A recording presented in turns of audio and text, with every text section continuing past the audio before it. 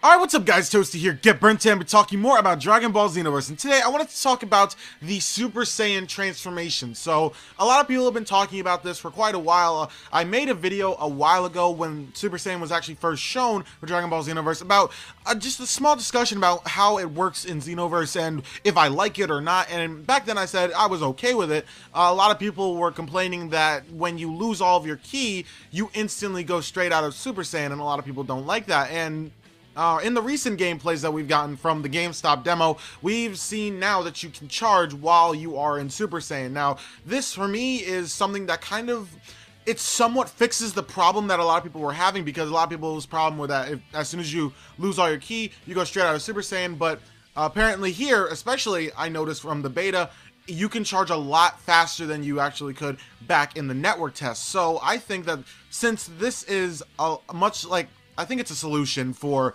the thing just running out, because now if you really want to keep your Super Saiyan form, you just got to charge up, and you can charge while in Super Saiyan, so just charge up, keep your ki gauge at least halfway full all the time, and you won't lose your Super Saiyan state. And by the way, battles in Xenoverse, for those of you who don't know, battles in Xenoverse are kind of short. They're like 3 minutes max most of the time, so you're really not gonna be ending up like losing your Super Saiyan state unless you like lose it like without charging or anything like that the entirety of the match. Then you're gonna lose it. But if you don't and you actually like charge your ki, it doesn't seem like you're gonna lose your Super Saiyan state. Now, I honestly think that this is somewhat of a solution, but a lot of people here would probably say otherwise, and I guess that I could see why. I guess you just don't like the system that it runs out when you have no more ki. I mean, a lot of people don't like that. A lot of people think that the Budokai way was better, and I will say that I do think the Budokai way was a lot better. I think that having your ki gauge when it runs out and you get knocked down, you going out of Super Saiyan, I think it makes a lot more sense, and I think it's a lot better of a system than just instantly going out of Super Saiyan as soon as you run out of ki. But anyways, I still think that because they allow you to charge while in Super Saiyan, because a lot of people didn't know that you could charge while in Super Saiyan. It's like apparently they didn't see any gameplay of you charging while in Super Saiyan, but I do remember that I believe they had some gameplay of that when they were testing out the created characters a while ago, showing off their Super Saiyan forms. But, you know, maybe I'm wrong, but if that really is the case and you really just charge up all of this stuff and you don't have to actually lose your Super Saiyan form, then I don't think that there's really any problem with the Super Saiyans in Xenoverse, or at least I don't think there's a problem. I believe, or I would assume, that when you are in Super Saiyan 2 or anything higher than Super Saiyan 1, that your ki will drain a lot quicker. I guess that Goku's ki will drain a lot quicker when he's in Super Saiyan 3.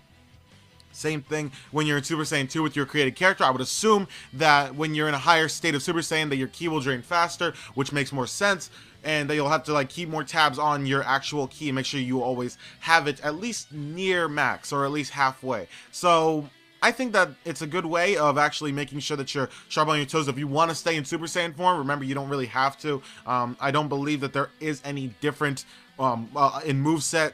No difference in moveset when you go Super Saiyan, so it's like you're gonna have the same Super Kamehameha in Super Saiyan. It's just that it's gonna be more powerful, because for those of you who don't know, in Xenoverse, Super Saiyan is just like a power boost. It's kind of like Kaioken, except it's Super Saiyan, and you stay in that form. So it's not really like it's a huge thing. You don't change your moveset or anything like that, or at least I don't think you do, which a lot of people are not happy about. A lot of people wish that you could change your actual moveset when you're in Super Saiyan, kind of like you could do in Ultimate Tenkaichi. But honestly, for me, it's not that huge of a deal.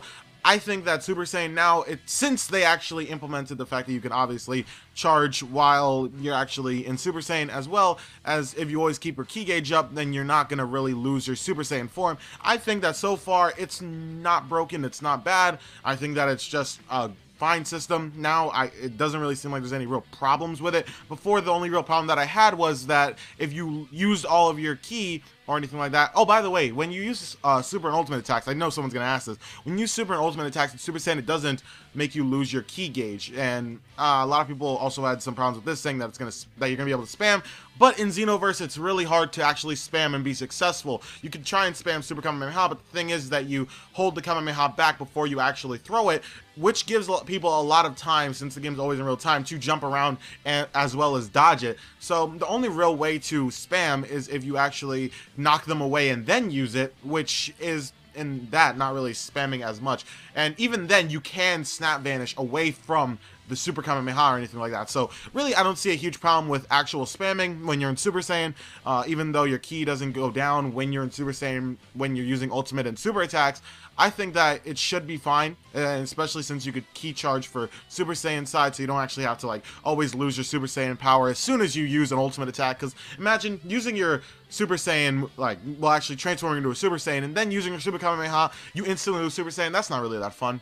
So honestly, I think that they implemented an alright system. Obviously, I still kind of prefer the Budokai system because it makes more sense. It makes more sense that when you get knocked down while you have no ki, that you lose your Super Saiyan power instead of losing your power instantly when you lose ki. But that's all I gotta say for today, guys. I just want to know what you guys think about Super Saiyans in Xenoverse and what you think about the transformation and all the mechanics that are going into Super Saiyan. That's all I gotta say for today, guys. Thank you guys so much for watching this video. If you enjoyed it, make sure to leave a like down below. Also, be sure to check out my video from yesterday where I talked about the new GameStop demo for Dragon Ball Xenoverse, as well as showing gameplay of that demo and linking you to the person who actually did it, which was the DBZ God 123. Yep, that's all I gotta say for today, guys. Thank you guys so much for watching this video.